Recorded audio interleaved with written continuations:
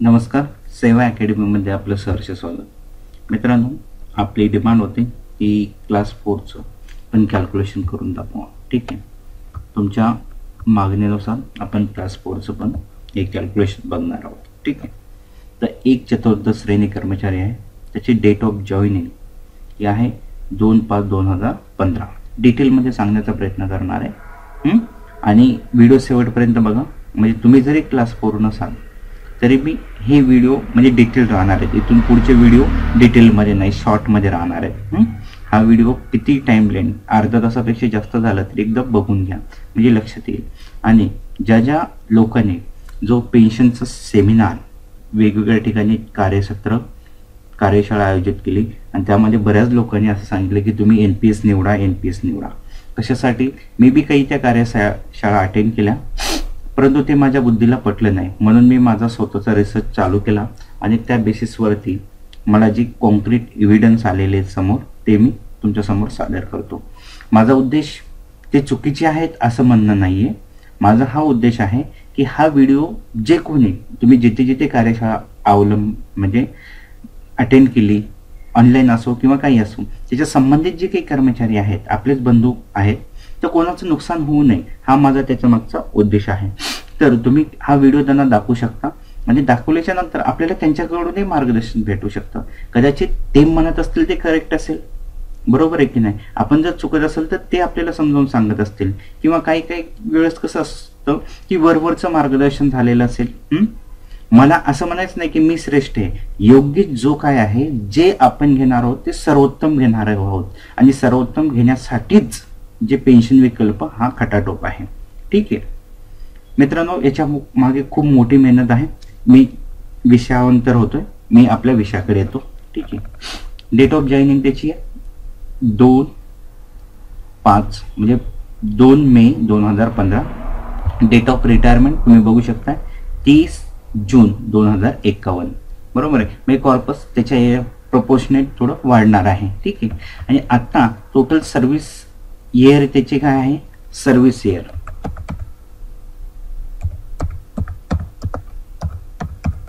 ठीक आहे, ते 36 वर्ष टोटल त्यांची सर्व्हिस होती आणि त्याच्यापैकी आता 1 जानेवारी 2025 रोजी त्याची 27 वर्ष सर्व्हिस बाकी आहे।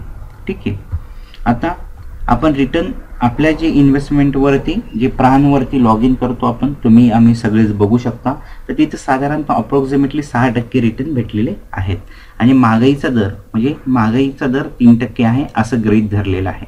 बघा, कुठलंही रिसर्च करत असताना काहीतरी गृहीतके धरावी लागतात, त्याशिवाय रिसर्चला सुरुवात होत नसते। त्याच्यामुळं आता ॲन्युअल बेसिक इन्क्रीमेंट, जी बेसिक म्हणजे जे काही वार्षिक वाढ होते तर ती तुम्हाला माहिती आहे 1 जुलै पगारवाढ दिन। आणि ज्या कोणी जो पहिला व्हिडिओ नाही बघितला, काय आय थिंक मार्गदर्शन तत्वे, योग्य ते पेन्शन मिळवण्यासाठी मार्गदर्शक तत्वे, हे व्हिडिओ आहे। या आय बटन वरती तुमच्या जे काही दिसतं त्या आय बटन वरती तो व्हिडिओ आहे, तो बघून घ्या दे, म्हणजे तुम्हाला क्लिअर होईल मला काय म्हणायचं ते। ठीक आहे, आता पुढे तर यामध्ये 3 सिनारिओ धरलेले आहेत। एक ॲन्युअल इन्क्रीमेंट भेटणार आहे, टाइम त्यांना प्रमोशन नाही भेटलं म्हणजे एकाएकी पद आहे असं गृहीत धरलं, ते क्लास 4ला क्लास 4च राहणार आहेत, परंतु टाइम बॉन्ड म्हणजे 10, 20, 30 वर्षानंतर जो काही बेसिकमध्ये 3%ची वाढ होते तीच आपण गृहीत धरलेली आहे। आणि तिसरं पॅरामीटर काय आहे? पे कमिशन। आता पे कमिशनचा 1.85 हे फिटमेंट फॅक्टर घेतलेला आहे। तो कशावरून? तो असा अंदाजे नाही घेतलेला आहे, जे आतापर्यंतचे वेतन आयोग दिलेत त्यांचा जो काही फिटमेंट फॅक्टर होता त्यांची सरासरी करून हे घेतलेला आहे। कदाचित हा याच्यापेक्षा जास्त असू शकतो, कारण की मागचा जर बघितला 2.57 होता। सगळ्यांना आठवतो की नाही? पगार एकदम गपकन वाढणे, आणि आता काही चॅनलवरती न्यूज आहेत की तो जास्त असू शकतो कदाचित, किंवा त्याच्या बरोबरीच असू शकतो, पण आपल्याला मिनिमम धरायचं, कारण की ते प्रमोशन त्याचं ऑब्व्हियसली वर्ग 4चं ते प्रमोशन होणार आहे, पण नाही होणार असं गृहीत धरलं, म्हणजे मिनिमम लेवलवरती आपण कॅल्क्युलेशन केलेलं आहे।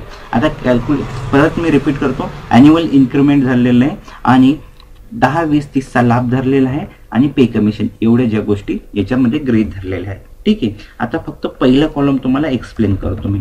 जानेवारी मागं नाही जायचं, जानेवारीच्या महिन्यामध्ये काय होतं, त्या व्यक्तीचं बेसिक 19,700 होतं. एक करंट म्हणजे हे लाईव्ह म्हणजे जे व्यक्ती माझ्याकडे आली कन्सल्टेशनसाठी त्या व्यक्तीचं उदाहरण आहे ते. आणि तुमच्या माहितीसाठी सांगतो, मी एक फायनान्शियल प्लॅनर आहे. सगळ्या गोष्टीचा विचार केलेला आहे. आता इथेही सांगतो की काय की आपण प्लॅनिंग करत असताना मिनिमम हे करायला पाहिजेत. आणि मला काही सुधारित राज्य शासनाची जी काही सुधारित निवृत्ती वेतन, राष्ट्रीय निवृत्ती वेतन तुम्ही जर स्वीकारले तर मला काही फायदा भेटणार नाही.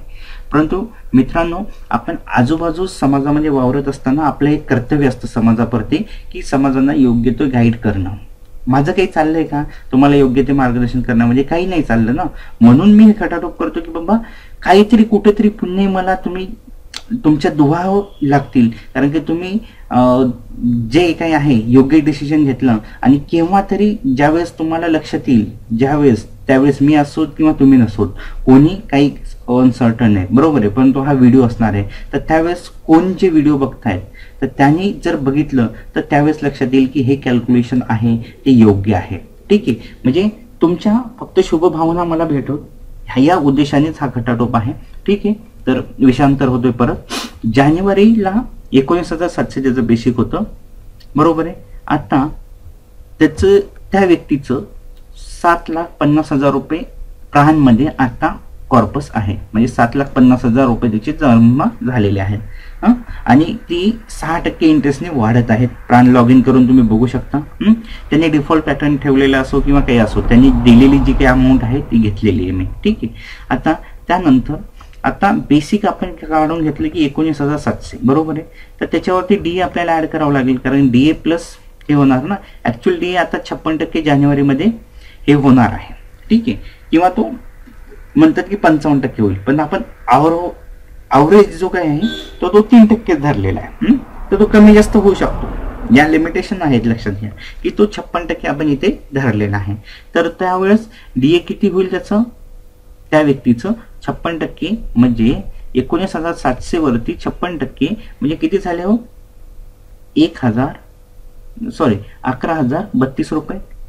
आणि डीए प्लस बेसिक जर केलं तर ते होतात 30,732 रुपये. या इथे कर्सर तुम्हाला दिसत असेल ते टॅब. तर 30,732 रुपयावरती 10% त्याचा वाटा घटला. आता इकडे वाट्याकडे येतो, कॉन्ट्रीब्युशन 10% म्हणजे 30,73.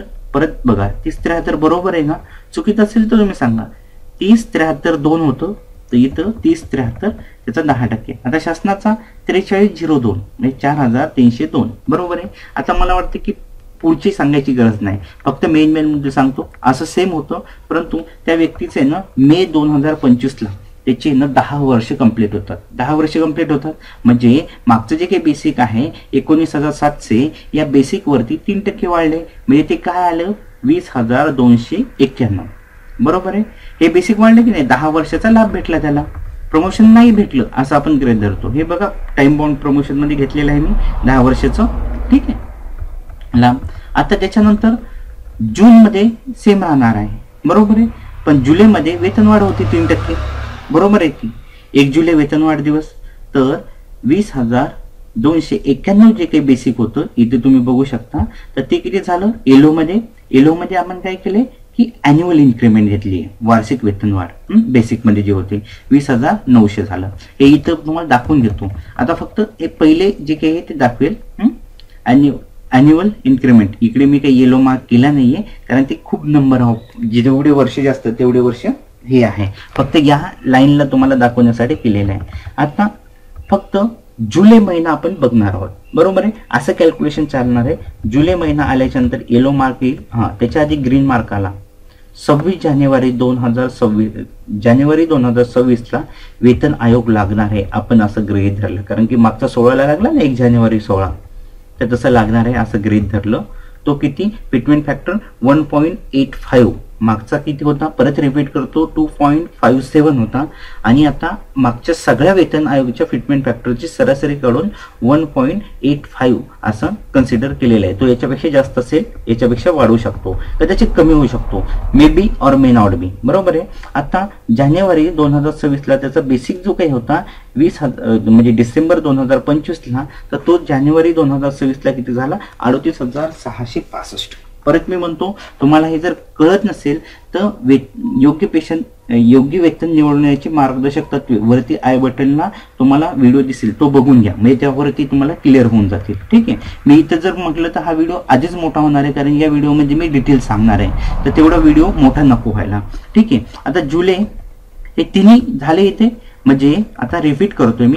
मे 25ला काय आहे 10 वर्षाचा लाभ, जुलैला काय आहे इन्क्रिमेंट, जुलै 25, मे, जुलै, आणि जानेवारी 26ला म्हणजे या एका वर्षाच्या या व्यक्तीला आहे ना तिन्ही फायदे भेटून जातात. ते आपल्याला बघणं पुढं हे गरजेचं आहे. ठीक आहे.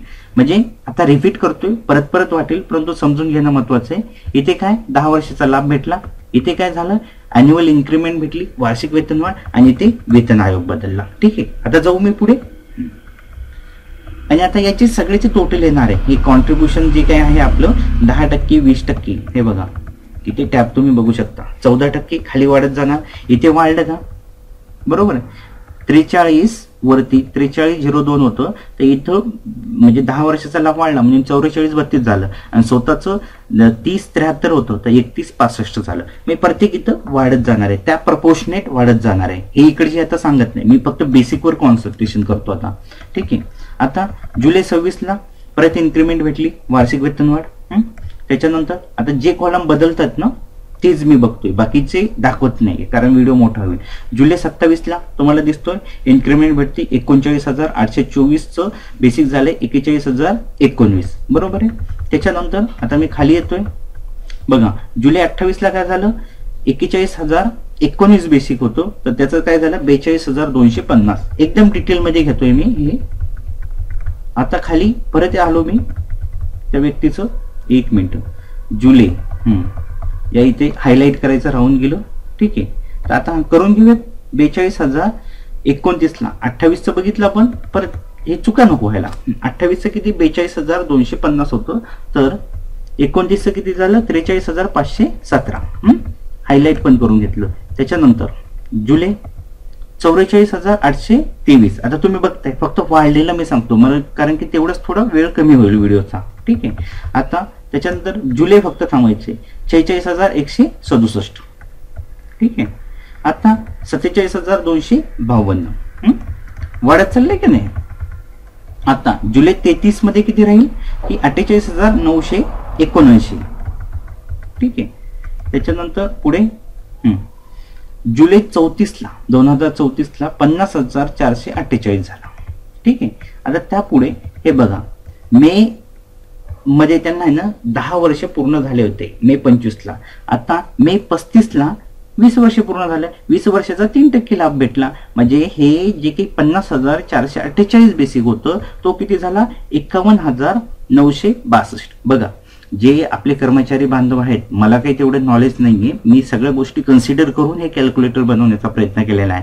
जे पे फिक्सेशन वगैरे करतात तेही काही चुकत असेल माझं, मी करेक्ट आहे मी असं म्हणत नाही, करेक्ट होण्याचा प्रयत्न करतोय. योग्य पेन्शन आपल्याला सगळ्यांना निवडायची आहे. ठीक आहे. तर काही याच्यात मिस्टेक असेल तर ते मला सांगा. हे मी 3% 20 वर्षाचा लाभ इथून घेतला, बरोबर आहे. हे दाखवून घेतो 10, 20, 30 वर्षाचा जाईल म्हणून जास्त वेळ नाही लागणार. पे कमिशन आणि ते दाखवेल, आणि हे दर जुलै महिन्यालाही हे दाखवायची गरज नाही. आता 51,962 जो काही बेसिक होता तो जुलै महिन्याला इन्क्रिमेंट आहे म्हणून काय झाला 53,521 रुपये, बरोबर. आता त्याच्यानंतर याचं काय आहे की एका वर्षाचं ज्यांना लक काय आहे की सगळे तिन्ही लाभ भेटतात. ओके. आता इथं जानेवारी 36ला पे कमिशन लागलं, आणि त्याचा फॅक्टर आपण हेच धरला, किती सेम अवरेजचा 1.85.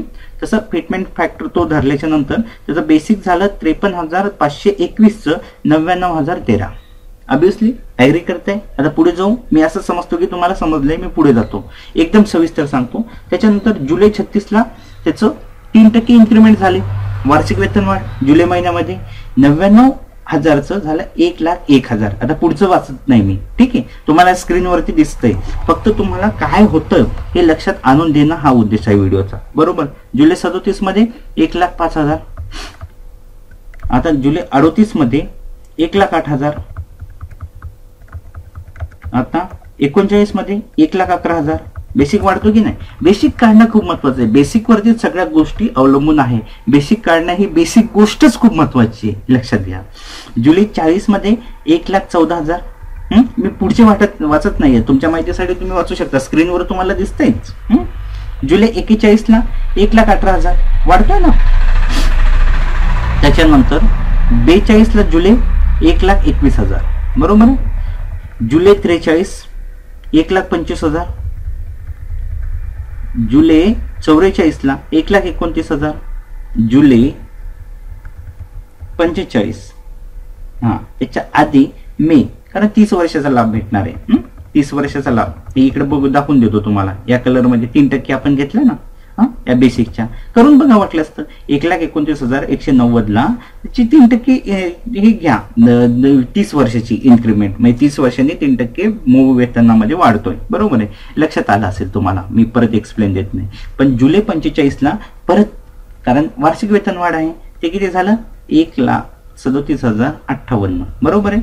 आता परत एक हे येईल, काय की पे कमिशन. तिसरा वेतन आयोग त्यांना लागू असलेला, म्हणजे त्यांच्या पगारामध्ये हे तिसरा वेतन आयोग आहे की नाही. आणि टोटल त्यांनी किती घेतलेत? मागचाच जर ते 16चा बघितला तर 4 वेतन आयोग भेटतात. ठीक आहे, ते त्याचा फॅक्टर आता परत सांगतो की 1.85 घेतलेला आहे आपण. जास्त हवेमध्ये गोळ्या मारलेल्या नाहीयेत, कमीत कमी बेसवरती चाललंय. तो वाढला तर हे त्या पटीत वाढतं, लक्षात घ्या. या पटीमध्ये वाढणार आहे किंवा कमी होणार आहे? जर कमी झालं तर कमी होणार आहे, परंतु आपलं कॅल्क्युलेशन एक कॉन्क्रीट एव्हिडन्स वरती आहे, हे लक्षात घ्या, स्पष्ट पुराव्यावरती. आता जुलै 46ला काय होईल?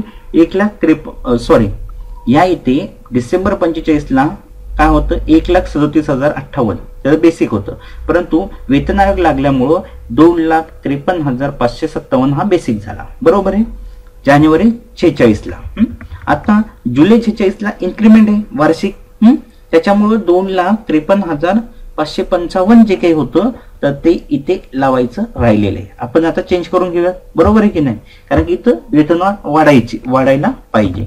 मी लावून देतो फॉर्म्युला परत, किती वेळ लागतो त्याला. ठीक आहे, तर काहीतरी करेक्शन. ओके. आता ओके, हे बेसिक आहे. याचे किती पर्सेंट? या कॉलम मधूनच घेऊयात आपण, म्हणजे जेणेकरून हे व्हायला नको. तर इकडे कॉलमला दिले नव्हते. हे बघा, इथे कॉलमला 3% द्यायचे राहिलेत, बरोबर आहे, म्हणून तो घेतलेला नाहीये. 3% आता घेऊन टाकेल तो, बरोबर आहे.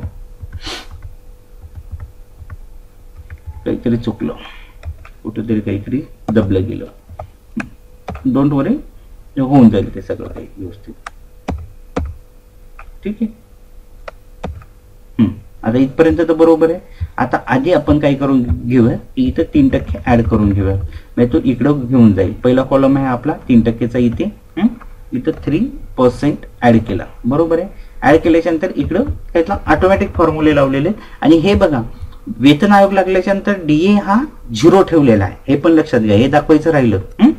ठीक आहे, बघा आता 2,53,557 रुपये जे काही होतं तर ते किती झालं? त्याचं बेसिक 2,61,163 बरोबर आहे. 3% वाढ झाली ना, 3% काढून घ्या तुम्ही. ठीक आहे, त्याच्यानंतर आता पुढे कुठं वाढणार आहे? 47 झालं. 48ला 2,68,000 म्हणजे 69,000 धरा ना, 2 रुपयेच कमी.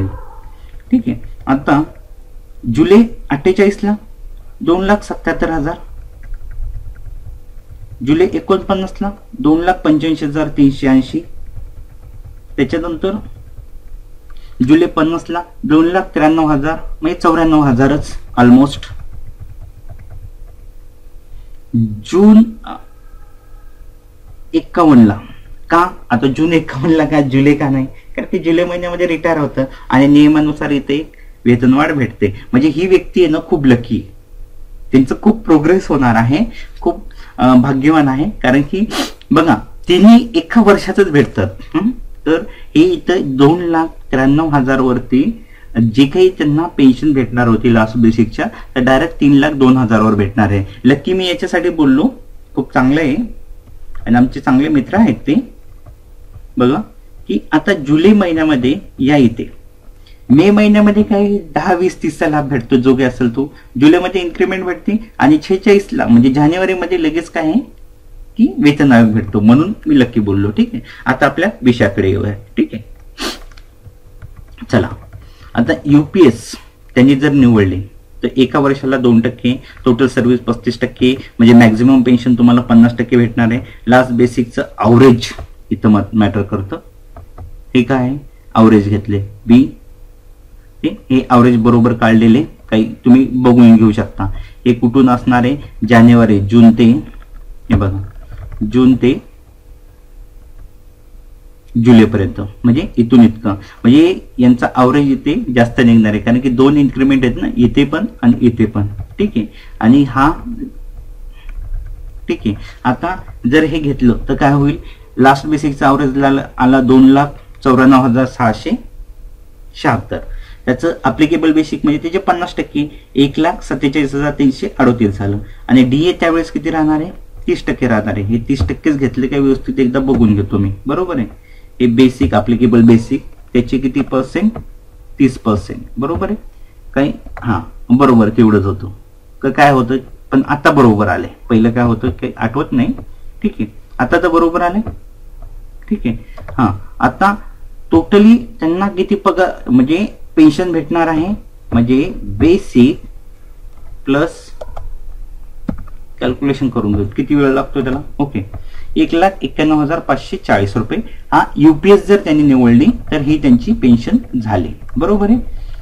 आणि जो UPS मध्ये लमसम पेमेंट आहे तो किती होईल, 13,40,777. ओके, 77.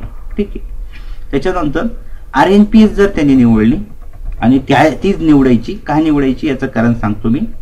ओके, RNPS मध्ये एका वर्षाला 2.5%, परंतु 35 वर्ष सर्व्हिस होते. मॅक्झिमम म्हणजे ते काय 35-70 तेवढेही जाणार नाहीये, 50% मॅक्स आहे, बरोबर आहे.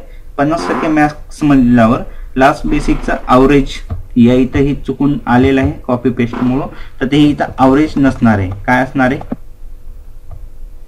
बेसिक 3,02,760 रुपये. हे दाखवून घेतो मी तुम्हाला. हे 3,02,760 हे इथे आले, बरोबर आहे. त्याचं 50% किती झालं, 1,51,380. आणि त्याच्यावर DA किती झाला, इथं 45,414. आणि ऍप्लिकेबल पेन्शन किती झाली, 1,96,794.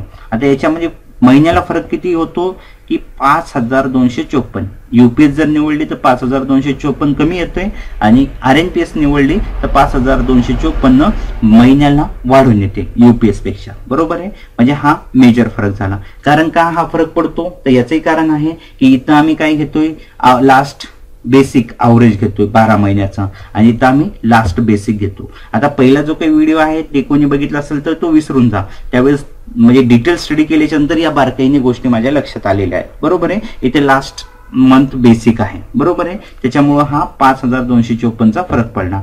लमसम पेमेंट इथं आहे का, नाहीये. तो मिळवण्यासाठी आपल्याला त्याच्यासाठी सगळ्यांनी RNPSचा ऑप्शन द्या, सगळे एकत्र राहूयात. आणि तो जे काही लमसम पेमेंट मी काय म्हणतो, तर आपली ही अमाऊंट जी काय आहे ना, माय कॉन्ट्रीब्युशन, याच्यावरती आपला हक्क आहे. वाटलं तर कोर्टात पण जाऊयात आणि हा माय कॉन्ट्रीब्युशन किमान तेवढं तरी आपण मिळवूयात. याच्यासाठी आपलं तन्मन धनाने आपण प्रयत्न करणार आहोत. त्यासाठी व्हिडिओ सगळ्यापर्यंत पोहोचवणं गरजेचं आहे. RNPS म्हणजे सगळे येणं गरजेचं आहे. युनिटी स्ट्रेंथ मागच्या व्हिडिओमध्ये मी बोललेलो आहे. बघा, कॉन्ट्रीब्युशन आता हे शासनाच्या खाती शासन हडप करणार, आणि परंतु त्याला जवळपास 2 लाख रुपये पेन्शन देणार. आता अरे NPS ची मावा करणार आहे, त्यांच्यासाठी मी जवळपास 2,02,35,83,85 रुपये होतात. जे काय आहे ते स्क्रीनवर बघून घ्या. म्हणजे 2,35,00,000 होतात. 36 लाख धरूयात ना, चला 2,36,00,000 होतात, आणि त्याचे 1,41,00,000 41,00,000 परत भेटतात. आणि 94,33,000 वरती आपल्याला काय आहे, पेन्शन भेटणार आहे. तर NPS ची पेन्शन किती भेटेल आता ते आपण कॅल्क्युलेट करूया, बरोबर आहे.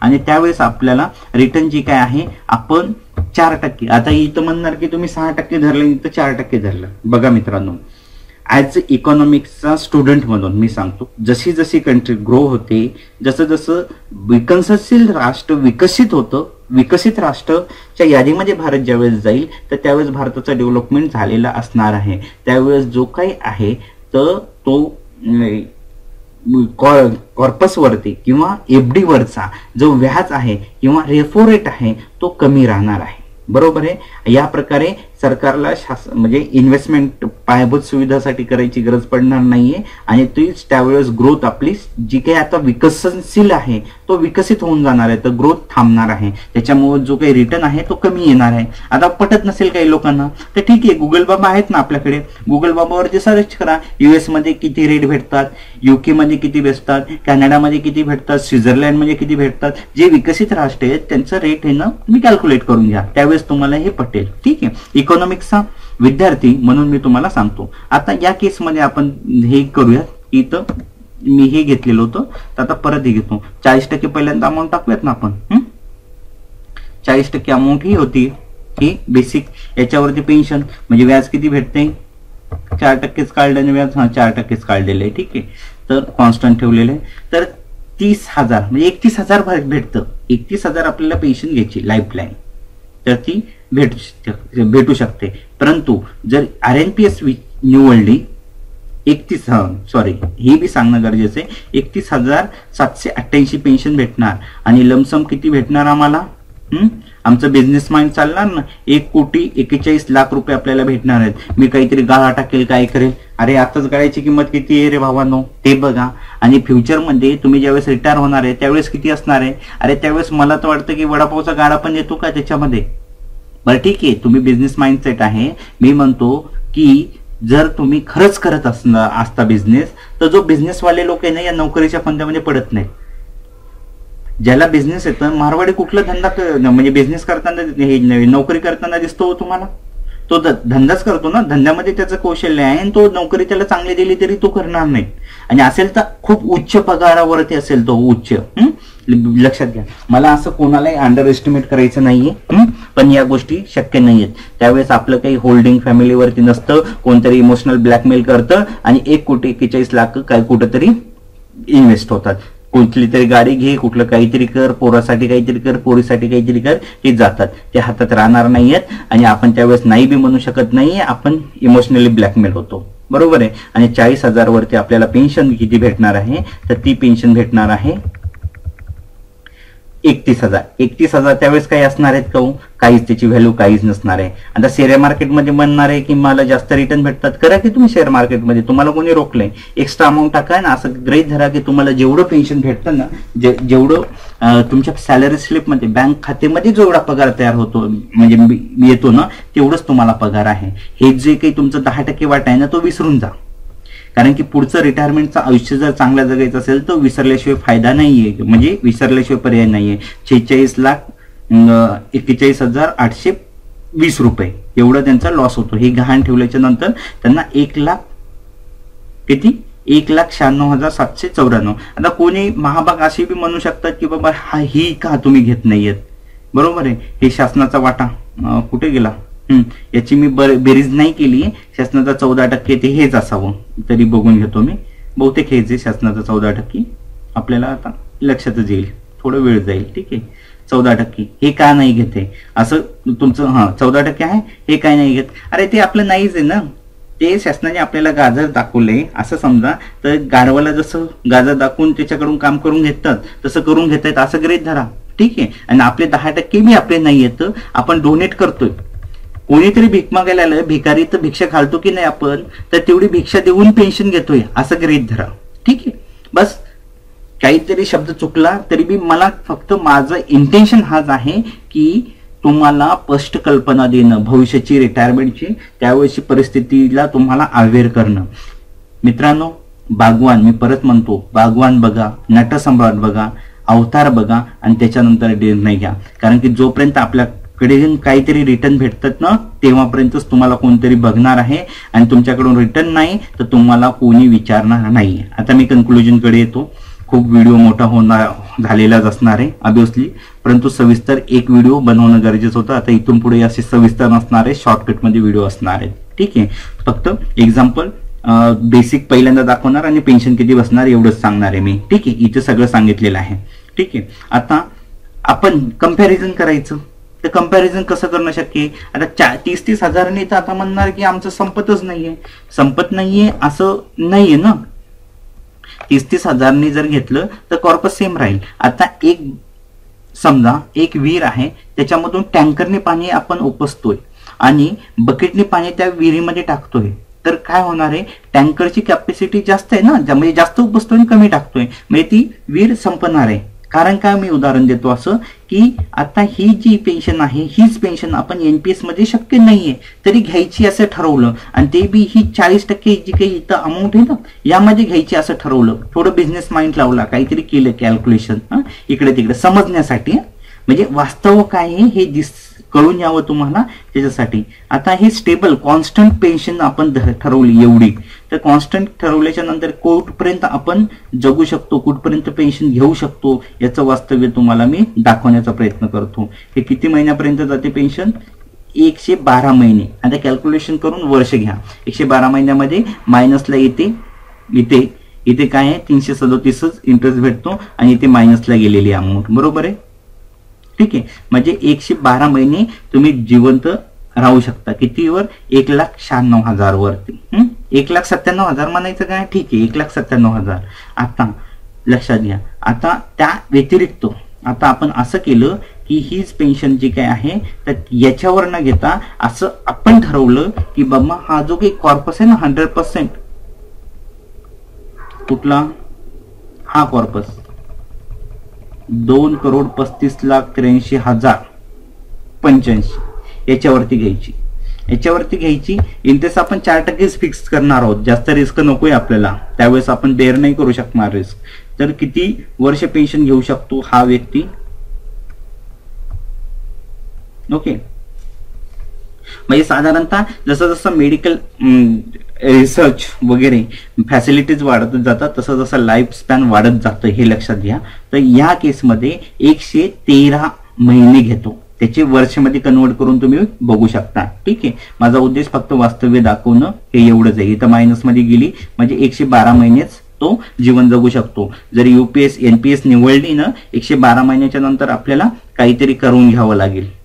त्याच्याशिवाय आपण जीवन जगू शकणार नाही ना, कुठल्यावर डिपेंड राहायचं. आता मित्रांनो इथं विषयांतर वाटेल, परंतु लक्षात घ्या मित्रांनो, सगळे बऱ्यापैकी आपण लोक खेडेगावातील आहे. मित्रांनो आजूबाजूला दिसतं तुम्हाला की ज्या वृद्ध व्यक्तीचं काम करायची इच्छा नसते, परंतु नाईलाजानं पोट भरण्यासाठी काम करावं लागतं. असं कितीतरी उदाहरण तुम्हाला खेडोपाडी सापडेल. इव्हन सिटीमध्ये पण भरपूर म्हातारे लोक काम करतात का?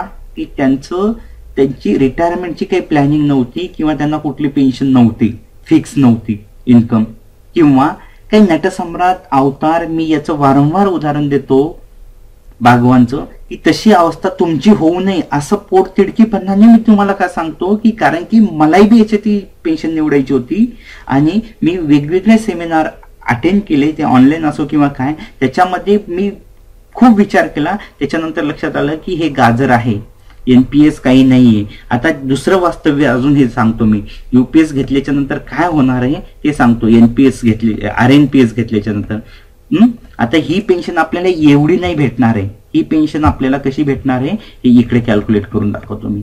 1,96,794 रुपये भेटली ना. तर या इथे डीए वाढला, हा इथे इन्फ्लेशन 3% डिअरनेस अलाउन्स, बरोबर आहे. तर तो किती? 2,02,000 झाले. आता पुढच्या 6 महिन्यांनी डीए वाढला, बरोबर. 2,02,000 झाले 8,000, म्हणजे ही काय आहे? वाढत जाणार आहे. आता खरी कंपॅरिझन कुठं होईल? इथं होईल ना, की आपल्याला खरं कंपॅरिझन जर करायचं असेल तर आपल्याला इथं पण करावं लागेल. त्यावेळेस एनपीएस सोबत कंपॅरिझन होईल. अग्री करता की नाही? व्हिडिओ जर आवडत असेल तर लाईक करायला विसरू नका मित्रांनो. सबस्क्राईब करायचं की नाही ते तुम्ही ठरवा. पण इथून पुढे आपण काय करणार आहोत, शासन कर्मचाऱ्यासंबंधित जी काही माहिती आहे ती नियमित अपडेट करूयात. ठीक आहे, टच मध्ये राहूयात, कारण की आपल्याला पुढे खूप मोठा लढा द्यायचा आहे आणि जुनी पेन्शन हेच आपलं अंतिम ध्येय आहे. परंतु आता म्हणणार कोणी की बाबा जुनी पेन्शन अंतिम ध्येय आहेत आता काय, अरे सध्या जे काय आहे त्याच्यापैकी निवडायचं आणि नंतर भविष्यात लढाई चालू ठेवू ना, हे बी नाही ते बी नाही असं नको व्हायला. ठीक आहे. आता या केसमध्ये 112 महिने काहीतरी ते पेन्शन पुरत होती. ठीक आहे. हे फॉर्म्युला लागलेला नाही इथे. ठीक आहे. एक मिनिट. हा बरोबर. आता हे फॉर्म्युला आपल्याला ड्रॅग करावा लागेल खाली. ठीक आहे. आता लागलेला असेल. Just minute. हँग होतोय याचा हाच इश्यू आहे. काय होतं की याला. ठीक आहे.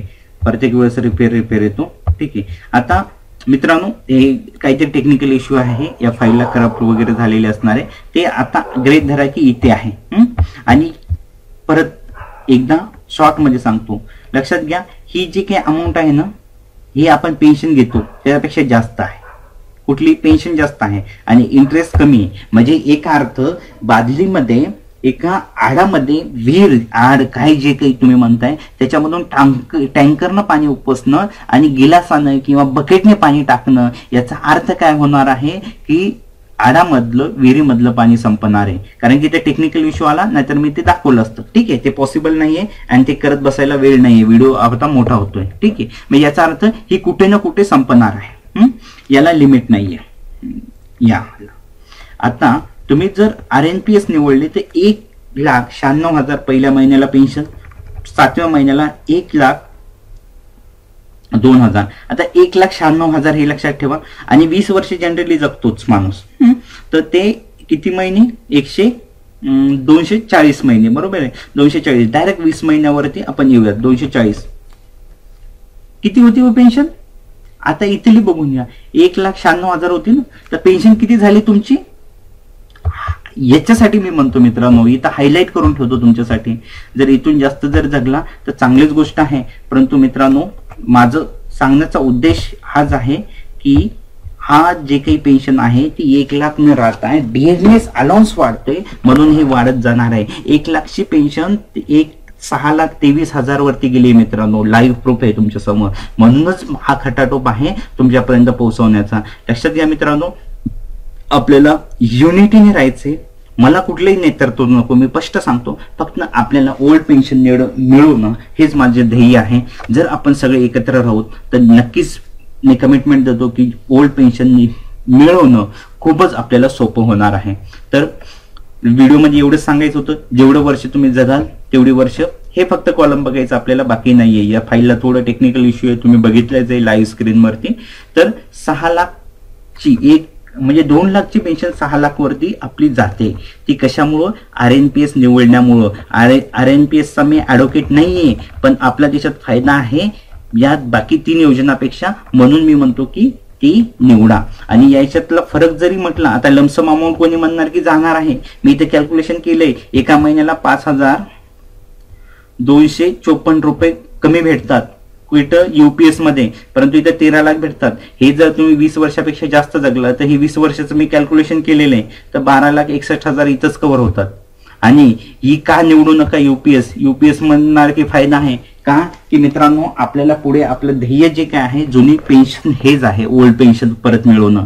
आणि लक्षात घ्या, तुम्ही राज्य शासनावरती दबाव टाकणं तुम्हाला केंद्र शासनावरती दबाव टाकण्यापेक्षा सोपं आहे. आपण एकतेने युनिटीने लढलो तर राज्य सरकार लवकर ऐकू शकतं. सगळे राज्य एकत्र येऊन केंद्रावरती दबाव टाकणं खूप डिफिकल्ट आहे. 10 लोक एकत्र येणं खूप अवघड आहे. जे 35, 28, 35 जे काही घटक राज्य आहेत आपले, ते सगळे घटक राज्य केंद्रशासित प्रदेश एकत्र येऊन लढा देणं खूप मुश्किल आहे. परंतु आपले सगळे जिल्ह्यामधून आपले जे काही एकत्र येऊन आपण लढा देणं खूप सोपं होईल आणि पेन्शन मिळवणं खूप आपल्याला सोपं येईल. म्हणूनच युनिटीने राहायचंय. कोणीच NPS मध्ये राहणार नाहीये. त्याचे विविध उदाहरण, 10 वर्ष झालं तर किती तुम्हाला रिटर्न भेटेल, 20 वर्ष झालं तर 30, 10, 20, 30 जे काही आहे ना, नंबर ऑफ एक्झाम्पल घेऊयात. पण लक्षात घ्या मित्रांनो, हा व्हिडिओ तुमची जबाबदारी आहे. माझं कर्तव्य मी केलेलं आहे, तुम्हाला आता दुसऱ्यापर्यंत पोहोचवायचं आहे. आणि परत एकदा सांगतो, कदाचित तुम्ही म्हणणार की काय रेप्युटेशन आहे. आपलं कोणाची स्पर्धा नाहीये. जे लोक काही सांगतात NPS म्हणतात, NPS जो कोणी सांगत असेल तर त्यावेळेस तुम्ही माझी बाजू मांडायची. सर हे असं यांनी कॅल्क्युलेशन करून सांगितलेलं आहे, हे चुकीचं बोलतायत का. मी चुकीचं असेल तर मला कळवा तुम्ही. ठीक आहे, कमेंटमध्ये टाका, मी त्याचं उत्तर लिहिलंच. बरोबर आहे, मी तुमच्याशी कम्युनिकेट होईल ज्यावेळेस आपण एकत्र भेटूयात. अजून आपल्याला 2-4 दिवस आहे, म्हणून लवकरात लवकर त्या लोकांपर्यंत हा जाणं गरजेचं आहे. पे फिक्सेशन जे करणार आहे त्यांच्याकडे पोहोचवा. काही चुकीचं असेल तर याच्यात आपण अपडेट करूयात. मित्रांनो, आपल्याला जे काही घ्यायचंय ते यापैकी तिन्हीपैकी बेस्ट घ्यायचंय. आणि माझ्या मते तरी RNPS म्हणजे सुधारित राष्ट्रीय निवृत्ती वेतन जे काही आहे प्रणाली ती सगळ्यात उत्तम आहे असं माझं तरी मत आहे. याच्यात चुकीचं असेल तर ते तुमचं कर्तव्य आहे मला अपडेट करणं. मला जे सर्वोत्तम माहित होतं मी तुमच्यापर्यंत कळवलं, आणि तुम्हाला कदाचित याचे काही धोके किंवा डिमेरिट काही तोटे लक्षात येत असेल तर ते तुमचं कर्तव्य बनतं की ते तुम्ही माझ्यापर्यंत कळवणं. ठीक आहे, भेटूयात पुढच्या व्हिडिओमध्ये. तोपर्यंत ऑल द बेस्ट. आणि आपल्या प्रतिसादाची म्हणजे कमेंटची वाट बघतोय. मला नक्कीच कमेंट करून सांगा तुम्ही कुठली निवडाल ते. ठीक आहे, भेटूयात पुढच्या व्हिडिओमध्ये. माझं काम मी केलेलं आहे, आता तुमचं काम तुम्हाला करायचं आहे. चला भेटूयाच लवकरच.